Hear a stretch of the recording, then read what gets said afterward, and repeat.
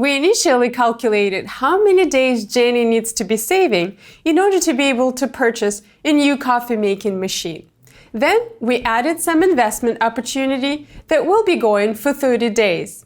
During this time, Jenny also decided to tighten her belt a little bit and add some extra savings on certain occasions.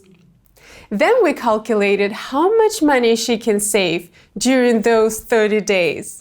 And she forgot to mention previously that on Sundays, unfortunately, she will not be able to contribute to her savings as the shop is closed and she will not be making any profit. That also means that she will be missing out on the investment opportunity on those days. All this should speed up the saving process comparing to our very first calculation. However, now we are not able to tell how many days Jenny should expect to wait until she'll be able to reach her goal, which leads us to learning a new control flow, while loops. A while loop repeats a block of code as long as while a certain condition is true. A while loop is somewhat in between the for-in loop and if-else statement. Like for-in loop, it repeats a block of code.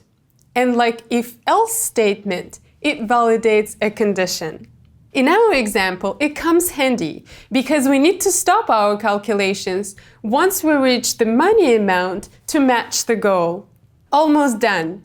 One more task we need to perform. Exclude Sundays from our calculations. And how do we know which day is which? Another operator to learn, a remainder operator. It's only applicable to integer types of numbers and produces the remainder of integer division of one number by another.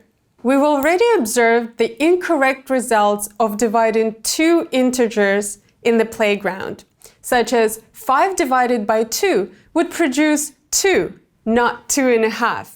So, applying the remainder operator to the same numbers would produce 1 as a result, as it is a remainder of division, a leftover, that couldn't be used any further. We are now equipped with everything necessary to implement the final adjustments in our code. Now it's time for us to learn how to use the while loops. To implement a while loop, we simply write a keyword while, logical expression, and curly brackets for our instructions. The logical expression here is basically anything that we could use in our if-else statement. Let's refer back to the subject of coffee and drink a few cappuccinos. So we have a variable number of cappuccinos here starting from 0, and then checking until this number is less than 10, we're going to continue to drink 1 cup of cappuccino, increasing our variable by 1 every time we drink a cup. And we can observe here in the console that we had 10 cups and we can't sleep anymore. What's important here is to make sure that our condition is not going to be always true. Because if it's always true, we are going to end up with an endless or infinite loop, and our program will be stuck in here. How that is possible, for example, if by mistake, instead of increasing the number of cappuccinos by 1, we decrease it by 1. As you can see, our program got stuck in this loop and there's no way out, until we change it back when only 10 lines get printed. Now it's time for you to practice. Pause this video and try to do this exercise. Welcome back. Here are my results. Let's see what we got here. A variable year, a starting point, and date of birth. And we're saying that until the year is less than date of birth, we are going to print this phrase. And at each iteration, we're increasing the variable year by 1. And then we're stating the year of birth. It's pretty straightforward. Now let's pause the video one more time and see how we can apply this to Jenny's challenge. All right, well done. Let's see what we've got. We added the goal variable, introduced the day variable to go through the days, and replaced the for-in loop with a while loop.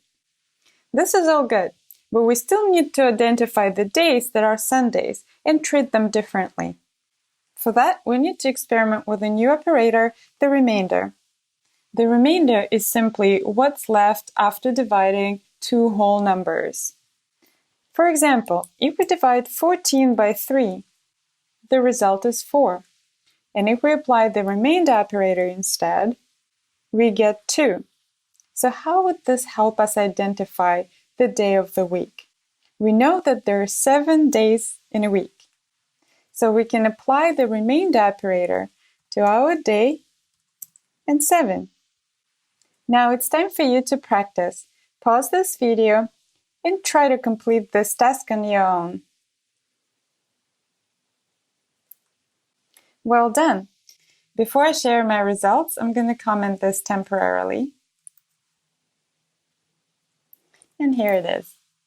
As you can see, for this purpose, we can equally use a while loop or a for-in loop.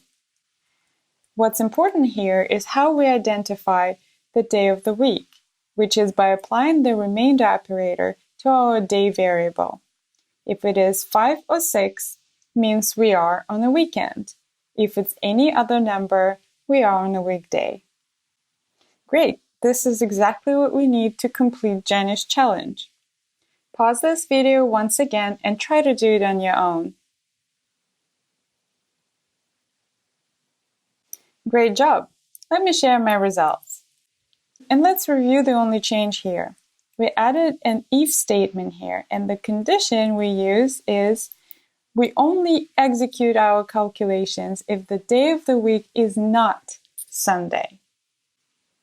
Looks like we've accomplished everything we needed to do so far. Congratulations!